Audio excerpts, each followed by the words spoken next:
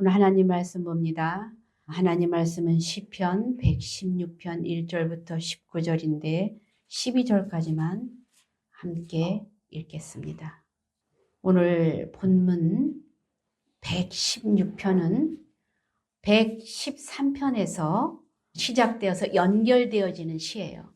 그래서 이 시를 할렐시라고도 해요. 하나님 앞에 찬양하는 노래다라는 그런 뜻입니다.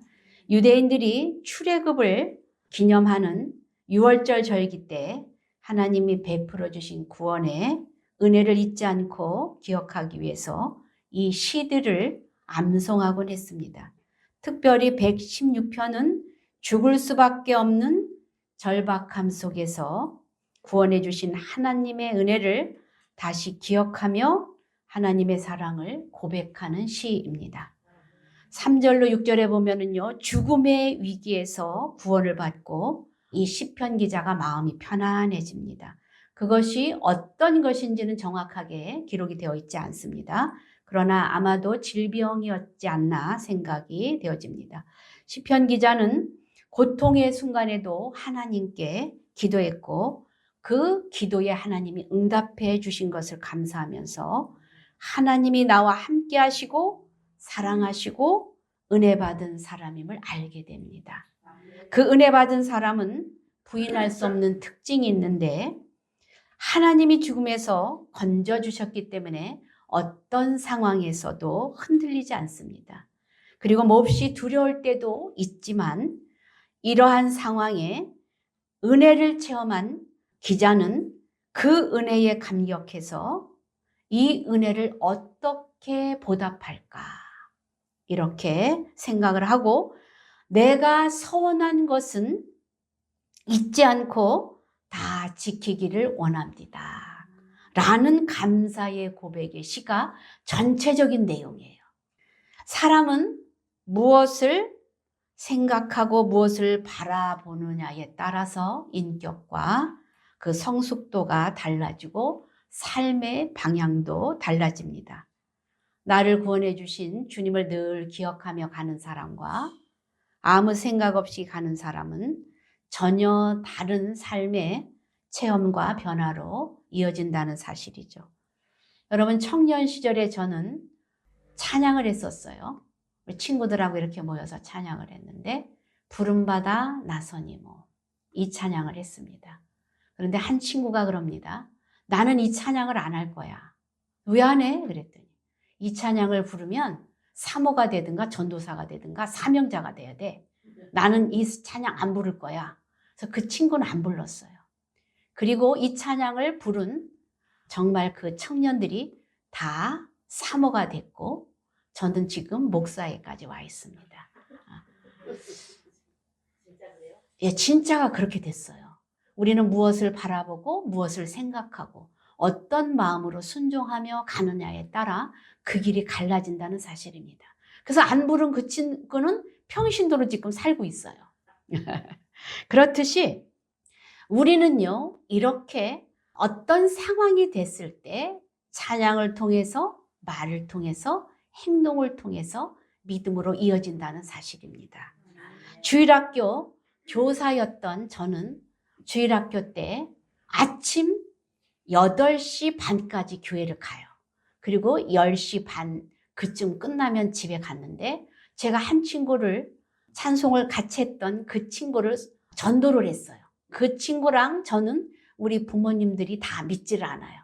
그래서 교회를 간다는 그 자체를 핍박을 했고 겨우겨우 이제 아침에 이렇게 나오는 거예요. 그럼 집에 한번 중간에 들렸다 하면 못 나와요. 그래서 하루 종일 교회에 있었어요. 그래서 이제 이 친구랑 아침에 8시에 나오면 밤 11시쯤 다 돼서 가는데 우리 상계동 그 당시에 이렇게 도로가 있었는데 가로수도 없었어요. 찻길인데 그 대여섯 정거장 되는 거리예요.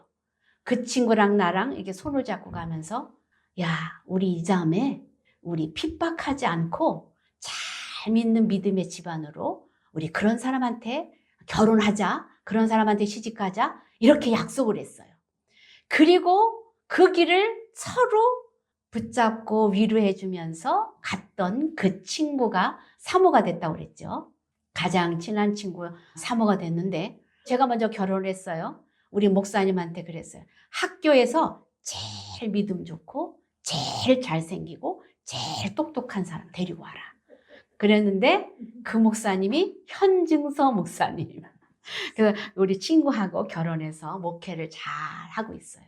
그래서 그런 걸 보면서 우리는 하나님의 은혜가 우리를 인도하시고 보호하시고 이끌어 주셨음을 시간이 지난 다음에 고백을 하게 됩니다. 여러분도 마찬가지죠. 그 많은 시간 동안 하나님의 도우심 속에서 인도하심 속에서 여기까지 오셨잖아요. 저도 그렇게 왔음을 여러분한테 이렇게 고백을 합니다. 그래서 하나님이 우리를 인도하시고 우리 죄를 사하여 주시고 여기까지 인도해 주신 그 귀한 은혜를 우리는 절대로 잊어서는 되지 않는다는 사실을 여러분 기억하고 가시길 바랍니다. 요즘 연예인들은 자기의 죄나 자기의 잘못들이 이렇게 발각이 되면 자살을 하는 사람들이 참으로 많아요. 그게 드러나는 것이 부끄러워서. 그런데 하루에 우리나라 자살자를 찾아봤더니 28.3명이 죽어가고 있더라고요. 하루에. 그래서 1년에 14,439명이 죽더라고요. 그래서 인구가 퍽퍽 줄어요. 우리나라가 자살수가 1위더라고요. 그런데 하나님을 믿는 우리는 하나님 앞에 그 죄를 다 드러난다면 여러분 은밀하게 지은 죄, 마음속으로 지은 죄, 행동으로 지은 죄, 남을 흉보고 저주하고 지은 죄 얼마나 많아요. 그죠? 그것을 만약에 사람들이 몰라서 그렇지 하나님은 다 아시잖아요. 하나님 앞에 다 드러난다면 그 죄가 얼마나 많고 얼마나 부끄럽고 얼마나 우리 자신이 정말 무익한 그런 사람들인가 라는 것을 깨닫게 되겠죠. 그런데 하나님께서는요, 우리의 죄를 다 십자가에서 해결해 주셨어요. 그래서 이사야 53장 3절로 6절에 보면은요, 그는 멸시를 받아 사람들에게 버림을 받았으며 간고를 많이 겪었으며 질고를 아는 자라 마치 사람들이 그에게서 얼굴을 가리는 것 같이 멸시를 당하였고 우리도 그를 귀히 여기지 아니하였도다. 그는 실로 우리의 질고를 지고 우리의 슬픔을 당하였거늘 우리는 생각하기를 그는 징벌을 받아 하나님께 맞으며 고난을 당한다 하였도다. 그가 찔림은 우리의 허물 때문이요 그가 상함은 우리의 죄악 때문이라. 그가 징계를 받음으로 우리는 평화를 누리고 그가 채찍에 맞음으로 우리는 나음을 받았도다. 우리는 다 양 같아서 각기 제 길로 갔거늘 여호와께서는 우리 모두의 죄악을 그에게 담당시키셨도다. 어떻습니까? 우리의 모든 죄악을 주님 앞에 다 전가시키셨어요. 그래서 주님이 우리 죄를 다 지고 십자가에서 모진 고난과 고통을 받으면서 피를 다 흘리시고 물까지 다 쏟으시면서 돌아가시지 않으셨습니까? 그리하여서 우리의 죄가 동에서 서에서 먼 것까지 저쪽으로 버려버리셨고 우리의 죄를 다 주님이 도말에 버리셨다는 것입니다. 그래서 오늘 본문의 16절에 보면 여호와여 나는 진실로 주의 종이요 주의 여종의 아들 곧 주의 종이라 주께서 나의 결박을 푸셨나이다. 이렇게 말씀합니다. 우리의 맡겼던 죄로 인하여 묶였던 그 결박이 다 풀어지게 주님이 해결해 주셨다는 것입니다. 여러분 우리는 이 은혜를 잊지 말고 가야 될 것을 여러분 꼭 기억하시길 바랍니다. 절박한 상황의 위기에 빠졌을 때 이 시편 기자는 116편을 고백하면서 우리를 죄에서 건져주시고 생명으로 이끌어주신 그 하나님을 찬양하는데 이스라엘 백성들은 노예였잖아요. 노예였는데 애굽에서 그들을 건져주시고 이끌어주신 구원해주신 그 은혜를 기억하면서 유대인들이 6월절 절기 때 식사 전과 후에 이 시를 암송하면서 113편부터 118편까지 암송을 하면서 하나님의 은혜를 기억했다는 사실입니다. 다윗이 이 시를 아마 더 쓰지 않았나, 성경에 위에 써 있진 않지만 다윗이 쓴 것으로 추정이 되어져요. 여러분, 다윗은 여러분 어떻습니까? 여러분들이 잘 아시잖아요. 그는 진심으로 하나님을 의뢰하였고 하나님만 바라보며 달려갔던 사람인데, 일생을 돌이켜서 그가 감사의 표현으로 이렇게 고백을 하는데, 하나님과의 관계 속에서 얼마나 사랑하는지 그 체험을, 깊이와 넓이와 그 높이가 깊을수록 하나님을 떠나지 않는다는 사실입니다. 그래서 어떻습니까? 다윗은 10여 년 동안 피해서 다녔어요. 누구를? 사울을 피해서 다녔어요. 사울이 죽이려고 해서. 그래서 다윗이 갔던 피해 다닌 곳곳이 얼마나 많은지 몰라요. 라마라는 곳, 기브아라는 곳, 노비라는 곳, 가드 땅, 블레셋 땅이죠. 또 아둘람 동굴, 또 모압 땅, 헤레스 풀, 그일라, 마운 항무지, 엥게디 항무지, 바람 광야.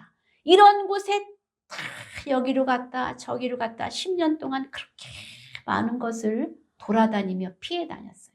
그래서 이제 더 이상 갈 곳이 없었을 때 블레셋에까지 나라에 가서 숨어 있었잖아요. 그런데 다윗이 발각이 됐을 때 미친 사람처럼 침을 질질 흘리면서 미친 흉내를 냈잖아요. 그렇게 해서 살아났습니다. 그때마다 하나님이 도와주셨고 피난처 되시고 인도해 주셨던 그 하나님을 고백하는 시가 성경 곳곳에 시편의 여러 곳에 있지 않습니까? 이렇게 다윗이 그때마다 기도한 내용들이 이제 나오는데 1절에 보니까 여호와께서 내 음성과 내 간구를 들으심으로 내가 그를 사랑하는도다. 여러분, 다윗이 그런 가운데서도 두 손을 들고 무릎을 꿇고 하나님 앞에 절규하면서 기도했던 여러분들 그런 모습을 상상해 보시기 바랍니다. 근데 다윗이 그렇게 기도했던 것이 하나님이 다 들어주시고 응답하셨잖아요. 내 간구를 들으셨다, 이렇게 말씀합니다. 여러분들은 오늘도 일찍 오셔서 1시간 전에 오셨고 30분 전에 오셨고 여러분들이 오셔서 기도를 하셨죠. 하나님 앞에 간구할 때 어떤 모습으로 합니까? 하나님이 내 기도를 다 들으신다? 하나님은 저 높은 곳에 계시는가? 내 기도를 잘 듣지 않으시는가? 이런 마음으로 하진 않으셨습니까? 주님은 우리의 간구의 소리, 내 마음의 소리도 다 들어주시는 하나님이심을 기억하시길 바랍니다. 그래서 우리가 할 수 있는 것은 어떠한 모습 속에서도 우리도 기도하는 것입니다. 2절에 보니까 그의 귀를 내게 기울이셨으므로 내가 평생에 기도하리로다.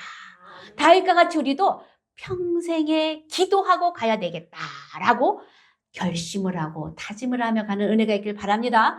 여러분, 우리 눈, 코, 입, 귀 이런 것들은 다 자기 역할을 하죠. 우리 몸에서 나름대로의 눈은 눈대로, 입은 입대로, 귀는 귀대로 다 역할을 합니다. 하물며 우리 인생은 이 땅에 태어났을 때 하나님이 우리의 역할을 다 주셨어요. 김기영 권사님대로, 조미란 권사님은 조미란 권사님대로 하나님이 귀한 뜻 가운데 우리의 역할을 다 사명을 주셨다는 사실입니다. 그리고 우리의 그 존재를 또 하나님의 은혜 안에서 이렇게 이 땅에 온 것을 감사하면서 우리가 기도하며 가야 될 것을 여러분 기억하시길 바랍니다. 하나님이 우리를 죄값을 다 씻어주셨고 우리 대신 십자가에서 돌아가신 그 은혜를 잊지 말고 그 은혜를 기억하면서 우리도 날마다 하나님의 뜻 가운데 기도하시며 가기를 주의 이름으로 축원합니다. 내가 잘나서, 내가 잘해서, 내가 똑똑해서 이 자리에 온 것이 아니라는 사실입니다. 그래서 평생에 하나님 앞에 기도해야 되겠다. 이러한 은혜를 구하는 것을 여러분 되시길 바랍니다. 기도는 하나님의 존재를 의뢰하고 나 자신을 포기하는 것이에요. 내가 나로 할 수 있다는 것을 포기하고 주의 은혜를 구하는 것이 기도라는 사실입니다. 여러분, 그 스타 강사 김미경이라는 사람 있죠. 제가 그 사람 유튜브를 잠깐 이렇게 봤습니다. 그런데 그 유튜브에 김미경이라는 사람이 간증을 하기를 성공했잖아요. 그죠? 이름도 날렸잖아요. 그리고 높은 자리까지 올라가는 모든 수입도 그렇고 다 높은 고도에까지 다 올라갔어요. 그런데 그 어느 날 이 사람이 무너지기 시작합니다. 해도 끝이 없고 너무 힘들다는 사실을 깨닫게 된 거예요. 내가 이렇게 성공도 했고 이 자리에 왔는데 다 포기하고 싶은 그런 생각이 들더래요. 너무 힘들어서. 그런데 이 아버지는 장로고요. 어머니는 권사예요. 언니들이랑 다 교회 다니더라고요. 근데 엄마가 늘 그렇게 말을 합니다. 내가 너를 위해서 기도한다. 그랬더니 엄마 나 기도하지 마. 기도 안 해도 나 잘 살아. 이렇게 말을 했다는 거예요. 근데 어느 날 정말 너무 힘들어서 언니한테 언니 하면서 울면서 전화를 했대요. 그랬더니 언니가 대전에 사는데 서울까지 쫓아와가지고 기도를 해주더래요. 머리를 누르면서 기도를 해주더래요. 그때 무슨 생각이 들었냐면 내가 엄마, 아버지, 육신의 부모가 나의 아버지인 줄만 알았는데 은혜를 받고 보니 자기가 하나님의 딸이었다는 것을 하나님의 딸임을 고백하게 되고 그것을 깨닫게 된 거예요. 우리는 하나님의 자녀인 것을 기억하시길 바랍니다. 육신의 부모는 잠깐 왔다가 우리 곁을 떠납니다. 그러나 우리를 영원히 인도하실 분은 하나님 한 분 외에는 없습니다. 육신의 부모는 자녀가 잘 되기를 무엇을 요구하면 그래 이것 해줄게. 우리 은성이가 뭘 요구하면 우리 조미랑 고사는 제일 좋은 거를 해주고 싶잖아요. 그렇듯이 육신의 부모는 자녀들에게 다 좋은 것을 해주기를 원하는데 하물며 영의 아버지는 우리가 구하는데 간구하는데 좋은 것을 주시지 않겠느냐 이 말씀입니다. 여러분 그래서 우리가 영원히 지켜주시는 하나님을 기억하면서 가는 은혜가 있기를 주의 이름으로 축원합니다. 그래서 3절로 이제 5절을 보면은요. 이 시인이 굉장히 어떤 고통 속에 있었는지는 알 수 없어요. 여기 보니까 사망의 줄이 나를 두르고 수월의 고통이 내게 이름으로 내가 환난과 슬픔을 만났다. 이렇게 말합니다. 그리하였을 때에 누구에게? 사람은 모릅니다. 하나님 아버지께 기도하는 이 시편 기자를 봅니다. 내가 여호와의 이름으로 기도하기를 여호와여 주께 구하오니 내 영혼을 건지소서 하였더라. 여러분 기도는요 우리의 삶의 방향을 이끄시고 방향이 어긋나면 방향을 틀어주시고 길이 없으면 길이 나게 하는 것이 기도입니다. 여러분 제가 10여 년 전에 새벽 예배 때 계속 울면서 이렇게 기도를 했어요. 그랬더니 우리 그 정 목사님의 사모님이 이런 말을 하더라고요. 사모님은 왜 새벽마다 울어? 울지 않고 기도하면 안 돼? 이렇게 핀잔하듯이 그런 말을 한 적이 있어요. 그런데 지금 생각해 보니까 그때 하나님은 이미 우리 목사님이 천국 가시고 내가 이 일들을 감당할 것을 아셨던 것 같아요. 그래서 미리 방언을 그렇게 기도를 시켰던 것 같아요. 지나고 나서 깨달아지는 은혜예요. 그래서 기도는요, 우리가 알지 못하는 것을 가르쳐 주시고 또 준비하게 하시고 길을 내게 하는 것이 바로 기도라는 사실입니다. 그래서 여러분 목회 칼럼 보세요. 하늘에도 길이 있다. 제가 그 목회 칼럼에 그 내용을 썼는데요. 우리는 길을 내는 사람들입니다. 기도로 길을 내고 그 뜻을 하나님의 뜻을 이뤄가는 사람임을 여러분들 기억하시길 주의 이름으로 축원합니다. 좋은 일이 있던 안 좋은 일이 있던 다 주님 앞에 맡기고 툭 맡기고 그냥 믿음으로 가세요. 믿음으로 가면 어느 날 이 순간에 왔을 때 하나님이 여기까지 오게 하셨구나 고백을 하는 그런 순간들 있지 않습니까? 우리 박선래 권사님 늘 그런 고백을 해요. 자녀들 돈이 하나도 없었는데 다 하나님이 결혼하게 하셨고 다 잘 살도록 이끌어 주셨다. 고백을 하지 않으셨습니까? 하나님 앞에 맡길 때 우리의 자녀들의 모든 것들도 다 이끌어 주시는 하나님을 기억하시길 바랍니다. 여기 하나님은 우리를 또 긍휼히 여겨 주시는데요. 5절에 보면 우리 하나님은 긍휼이 많으시도다. 여호와는 은혜로우시며 의로우시며 우리 하나님은 긍휼이 많으시도다 말씀하십니다. 여러분 우리가 구할 것은 하나님 앞에 주님 저희들을 불쌍히 여겨 주시옵소서. 이렇게 고백하며 긍휼하심을 구하는 자세가 되길 바랍니다. 이 땅에 있는 것 하나님 이것 주세요. 저것 주세요. 이것보다 하나님 저희를 불쌍히 여겨주시고 내 영혼을 주님 앞에 의탁합니다. 이렇게 기도하는 은혜가 있기를 주의 이름으로 축원합니다. 십자가상에서 예수님이 돌아가실 때 한편 강도처럼 주님의 나라에 임하실 때 저를 기억해 주옵소서. 한편 강도가 그렇게 고백했을 때 그 강도가 구원받았잖아요. 그렇듯이 우리도 내 맘대로 안 되는 인생, 그 인생이 바로 우리의 삶이라는 것입니다. 그랬을 때 그 우리의 주인이신 하나님께 우리의 모든 것을 맡기고 긍휼을 구하는 여러분들 되시길 주의 이름으로 축원합니다. 내가 붙들고 있지 말고 하나님께 맡겨주세요. 그랬을 때 어느 날 주님이 해결해 주신 것을 우리가 눈으로 체험하며 만진바되며 가는 은혜가 있다는 것입니다. 그래서 또 여기 8절에 보면은요. 내 주께서 내 영혼을 사망에서 내 눈을 눈물에서 내 발을 넘어짐에서 건지셨나이다. 이렇게 말씀하십니다. 그렇습니다. 다윗은 피하면서 굴에도 갔었고 블레셋 나라에까지 가서 미친 척하면서 기도했을 때 하나님이 구원해 주시고 건져 주셨음을 고백하는 시입니다. 그리고 여기 내가 생명 있는 땅에서 여호와 앞에 행하리로다. 내가 크게 고통을 당하였다고 말할 때에도 나는 믿었도다. 어떻습니까? 어떤 일이 있어도 주님을 믿고 의지하고 갔을 때 여호와 앞에서 행하며 갔을 때 하나님이 모든 문제를 해결해 주시고 이끌어 주셨음을 이 시인은 고백을 하는 것이죠. 그래서 어떤 상황 가운데 우리를 알지 못하고 우리를 또 저주하며 우리를 힘들게 하는 사람들이 있잖아요. 그렇죠? 환경 속에서 살다 보면 우리를 다 100% 좋아하지는 않잖아. 이 세상 사람들이. 그럴 때에 모든 사람들이 저 사람 거짓말쟁이야. 나쁜 놈이야. 이렇게 말한다 할지라도 어떻습니까? 주님 앞에서 우리는 담담히 갈 수 있다는 것이죠. 담대하게 믿음으로 걸어갈 때 흔들리지 않는 믿음으로 가는 것. 이것이 귀한 복된 삶임을 기억하시길 주의 이름으로 축원합니다. 이것이 성공된 삶이라는 것을 기억하시길 바랍니다. 그래서 15절로 16절 읽어보니까 한번 읽어봅시다. 그의 경건한 자들의 죽음은 여호와께서 보시기에 귀중한 것이로다. 여호와여 나는 진실로 주의 종이요 주의 여종의 아들 곧 주의 종이라. 주께서 나의 결박을 푸셨나이다.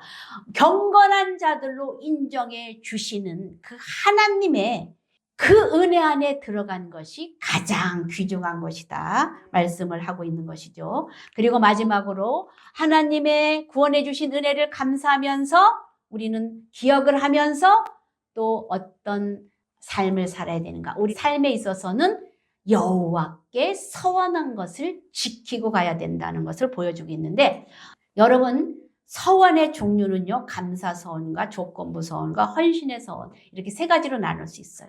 감사서원은요. 과거에 주신 은혜를 생각하며 약속을 지키며 지내는 서원이고요. 또 조건부 서원은 내가 하나님 이것 해주시면 하나님 내가 이렇게 하겠습니다 라고 여러분들 서원하는 거 있죠. 그것을 말해요. 미래에 가까운 하나님의 은혜나 도움을 구하는 약속의 서원이 있고요. 또 헌신의 서원은 내 삶을 하나님께 다 드리겠습니다. 결단하는 약속인데요. 서원은 하나님과의 약속이죠. 하나님과 약속인데 하나님은 어떻습니까? 우리의 언약의 백성으로 약속을 해주신 것을 꼭 이루어 주시잖아요. 그렇듯이 우리도 하나님과의 약속으로 우리의 마음과 태도가 이렇게 서원으로 표현이 되어지는데 함부로 가볍게 서원을 해서는 되지 않아요. 그리고 서원을 했으면 꼭 갚아야 되는 것입니다. 그렇습니다. 하나님의 은혜를 받은 자들은 하나님께 받은 구원의 은혜를 잊지 않고 하나님께 감사하며 갑니다. 그리고 어떠한 환경에서도 흔들림 없이 기도하면서 갑니다. 또한 서원을 꼭 지키면서 하나님 앞에 함부로 행동을 하지 않습니다. 우리의 모든 것을 아시며 신실하신 하나님 앞에 은혜 받은 자로서 우리 하나님의 모든 성도님들 그 은혜를 기억하면서 가는 여러분들 다 되시기를 주의 이름으로 축원합니다. 이 시간 우리가 다 같이 통성으로 기도합니다. 나를 구원해 주신 은혜를 잊지 말고 가기를, 그 하나님 앞에 기도하며 평생의 은혜를 구하며 가기를, 하나님 앞에 서원한 것은 꼭 지키며 가기를, 이 시간에 우리가 통성으로 다 같이 한번 기도하겠습니다. 주여